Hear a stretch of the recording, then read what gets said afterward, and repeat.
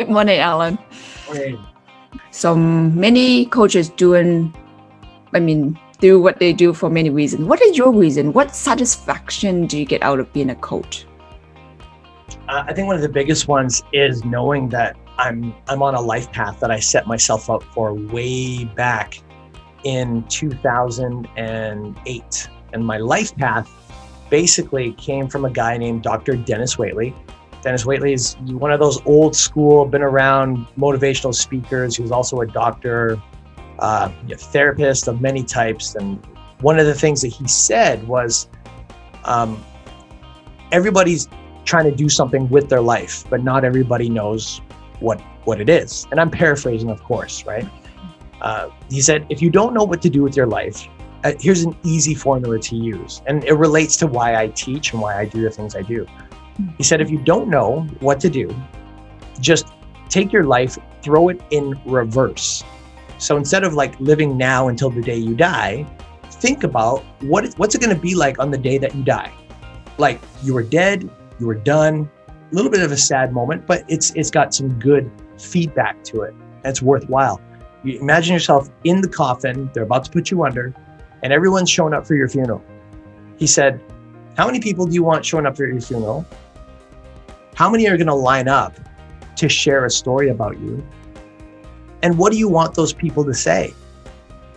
And be clear about be so clear that you can imagine in your head who that person is and what the words are that's coming out of their mouth.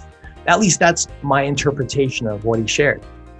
He said, if you'll do that for yourself, then what you can do is create your life day after day, month, year after year, and do things that will create that kind of event at the end of your life. And I remember watching this on an old, it was on a computer, it was on a paid subscription channel. And I remember sitting there and I was pondering. I was like, oh my God, wow. Because, I'm always talking about living till 100. I'm like, yeah, I got to think till 100 at least. Well, I was 30 at the time. Like, that's 70 years from now. Shit. I don't know if I can get my brain to go that far. But I did.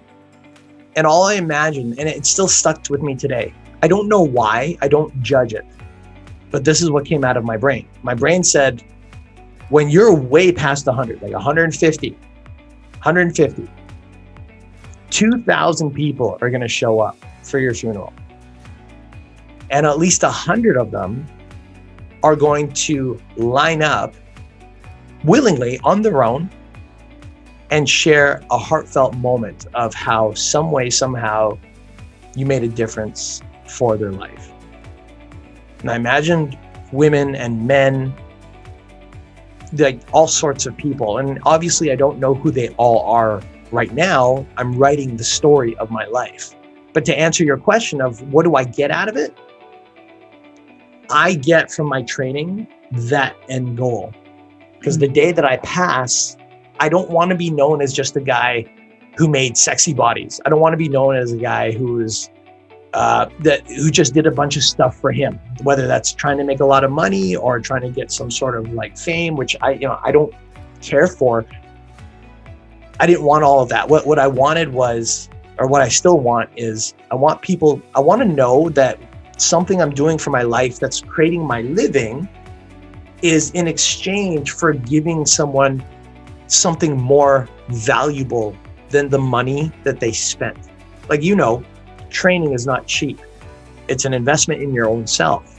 Mm-hmm. So I want to feel good about how I make my living. And one of the best ways I've learned is when people walk down the street or when they message me on Facebook again after 5-10 years of not talking, I live for those moments when someone says, hey, Allan, we haven't talked in so long, but this is, excuse me, this is me. This is how I'm doing now. I want to thank you for blah, blah, blah, whatever that was. And it's not about me, okay? I want to say that really quick. Yeah, sure, I get a little bit of an ego boost. Hey, yeah, I did something good. But from doing something good, it's just very heartfelt. It's a heartfelt moment where I get to pat myself on the back and say, hey, that's another one in the list where you did something good for somebody. And being good at this, as simple as that sounds, it's a big deal for me because I grew up in environments where people sometimes weren't so good, where they weren't so caring. And I remembered how empty that felt.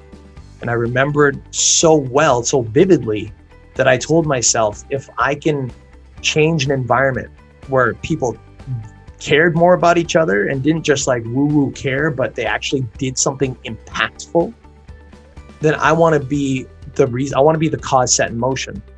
I want to be the catalyst, or at least one of them, that puts people in a better place or points them in a better direction.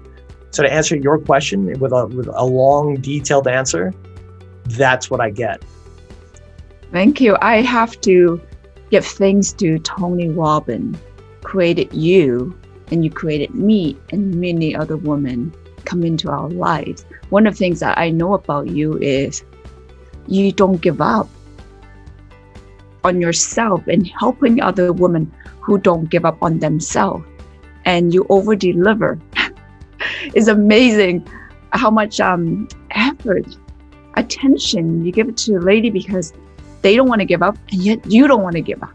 And that's what I love about you, that kind of heart and soul to share with the rest of the world. So thank you. I know how you feel because I'm actually experiencing myself how to serve other women, and what this success means to me is not really about me, but seeing them successful in their journey makes me happy. That kind of joy is priceless. So thank you so much. Thank you. That's a really good share. Thanks for sharing that as well.